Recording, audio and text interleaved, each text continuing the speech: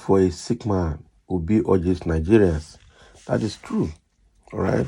We have seen the condition that both the PDP and the APC presidential candidates are in terms of health. All right. Tinubu is obviously sick and I've been going out for medical care. Age is not in his side and he's not honest about his age, and age is actually telling on him. All right. We have seen several photos of where he staggers, where he trips, and where his clothes get wet because it looks like something's happening inside of him that are leaking outside. And all of this put together, we also saw the symptoms of dementia, where he goofs a lot during presidential rallies, and that is simply why he refused to attend presidential debates in any of the television houses or radio stations. So Peter Obi, and they have been, all of them have been bashing on Peter Obi as if Peter Obi is their problem. Since Peter Obi emerged, it has been a tug of war. Everybody is attacking Peter Obi as if Peter Obi is the reason they will not win. Okay, so now Peter Obi is in response to the state of the country, an issue-based statement that we shouldn't vote for a sick man. All right, and that is the reason. If you compare the 3 or the 4 presidential candidates, you know who is more healthy, who is younger, who is more energetic, and who has power and mental strength to carry the load of Nigeria. Obviously, it's Peter Obi. Okay, so let's see what Peter Obi has to say more in this. The presidential candidate of the Labour Party, Peter Obi, has advised Nigerians not to hand over the mandate of governing a sick country like Nigeria to a sick man. That is true. That will be a problem. All the things we experienced during the Buhari government of 8 years, we saw that Buhari was not truly in charge of Nigerian government. He was not truly in charge of the presidency. He was ruling Nigeria using people everywhere because he cannot even make broadcasts on television.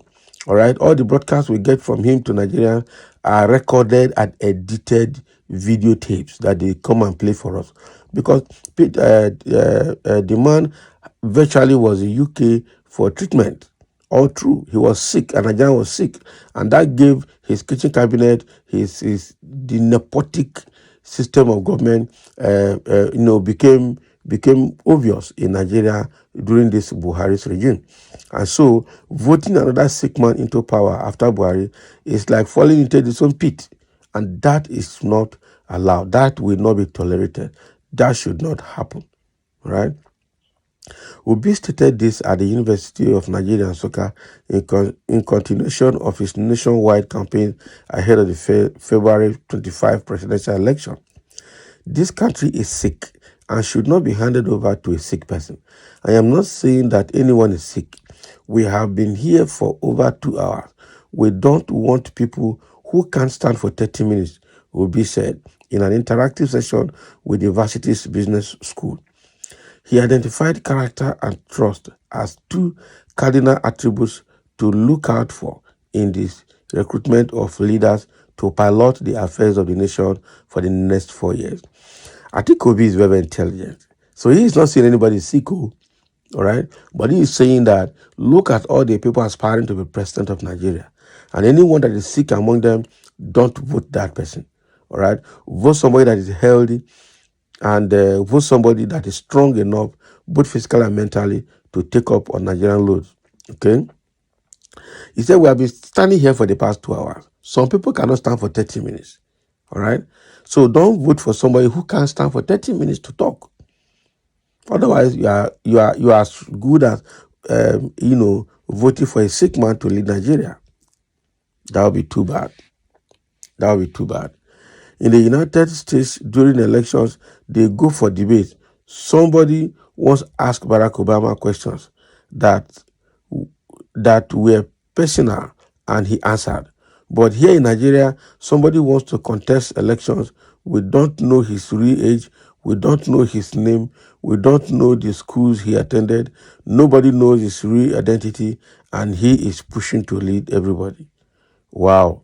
My name is Peter Obi. I can say I went to Christ the King College, went to University of Nigeria and Soka, both the VC today, right? The DVC today, were my schoolmates.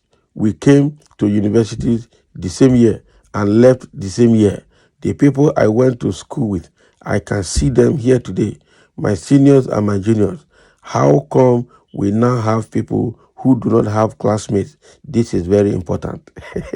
Peter Obi. This now throwing stones. I'm telling you.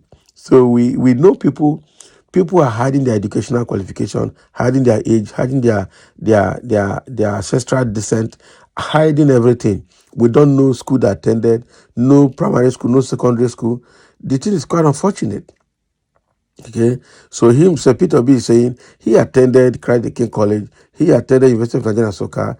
A lot of his classmates, both junior or schoolmates, both junior and senior, are there with him as at that time he was talking. And so, yeah.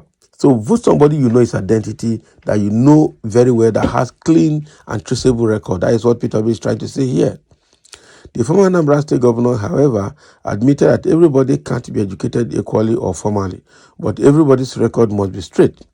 Afe Balola once told me he never had the opportunity of going to a formal school. There is nothing wrong with that.